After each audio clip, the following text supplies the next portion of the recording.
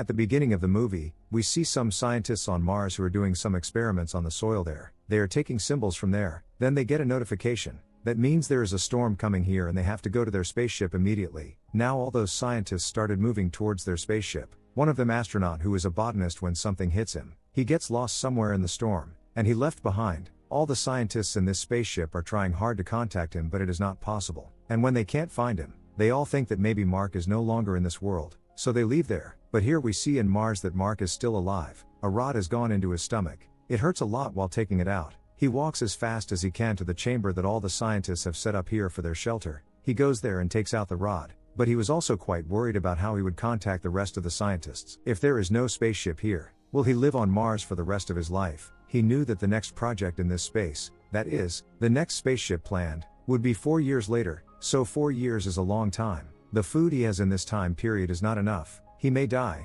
so he must do something. Now here he start planning. He had some potatoes which he wanted to use to grow more potatoes. That's probably why all the scientists were doing experiments on the soil of Mars. So Mark starts making some notes in his diary and goes out to collect soil so he can grow potatoes. But one of the biggest issues here was that there was no water on Mars, only water that scientists bring with them. So it was not enough to stay here. But luckily Mark was a botanist and he knew how to produce water and how to do all this cultivation. So he tries to make water by burning hydrogen and oxygen. But in the first try there is a huge blast because here he didn't calculate the oxygen he was taking in from there. But after full calculations in next try when he tries again water starts forming here. Mark now produces water in the place where he planted the plants in the soil. And after a few days, the plants grow a little. Mark is very happy to see. He gets hope to live. On the other hand, on Earth it is declared that Marka is no longer in this world. Even his funeral is done. But then we see the girl who is looking at the satellite. And as she watches clips of Mars, she discovers that Mark is still alive, because the goods that were previously lying elsewhere, now it has shifted to another place, and it's the solar panels that Mark shifted. The girl tells her seniors and they also understand that Mark is still alive, but they tell them that even if we go to rescue Mark, he will starve to death by the time we get there. In some cases this is true.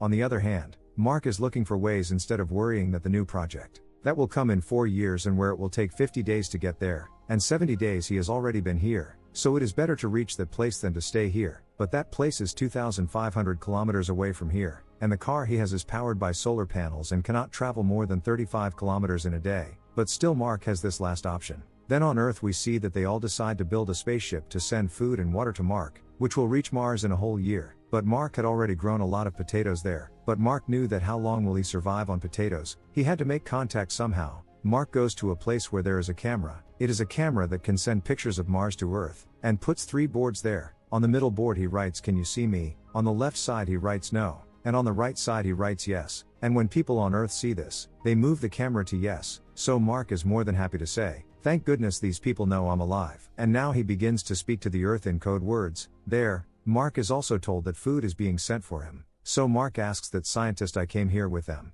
They must still be heading to Earth. So did you guys tell them I am alive here?" So they all say no, but now they will tell. When the rest of Mark's companions find out, they feel bad for leaving Mark there. There on Mars we see that the place where Mark was growing potatoes for some reason explodes, and all his potatoes are destroyed. Mark becomes quite miserable, and all the potatoes he had now were not enough, because by the time food or water reached him, he would have already starved to death. So now he decides that he has to eat less and less of the food he used to eat so often in order to survive. Now on Earth we see NASA launching a rocket with food and essentials for Mark, but a very unlucky thing happens here. The rocket explodes as soon as it is launched, all the food is also destroyed, and now there was nothing to reach Mark. So everyone becomes very sad, and when Mark finds out, he is also very disappointed, but he gives a message to NASA that "I am not one to give up. I will fight till my last breath, and if possible, tell my parents that your son was very devoted to his profession. Even if he lost his life, they would be very happy that he fought for his life till the end and he went with pride." Now those people also ask for help from China. Then China is ready to help them. Their spaceship, which is about to leave after 28 days, is used by them to rescue Mark. But there is another person who gives them another idea, that the spaceship already returning from Mars should be redirected to Mars, and Mark came to the orbit of Mars from the spaceship already on Mars, so the rest of the scientists will take him. But it was all very risky, and the life of the rest of the scientists was also in danger, and it could take them 19 months to do so.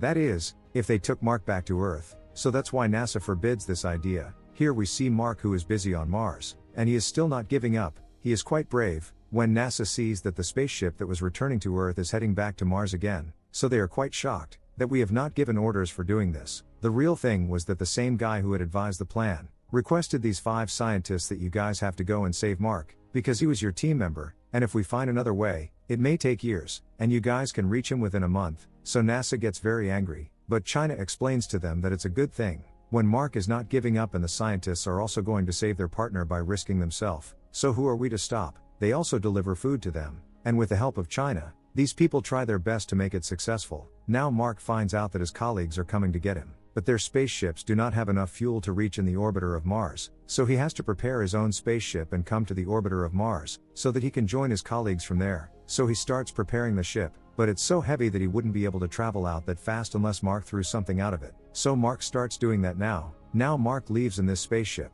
but he is getting quite suffocating, and even if the spaceship is not fully fixed, he has a lot of problems to fly and handle it. So in the middle of this he faints, and he doesn't even have contact with anyone, so everyone gets quite worried. But when he regains consciousness after some time, everyone is very happy.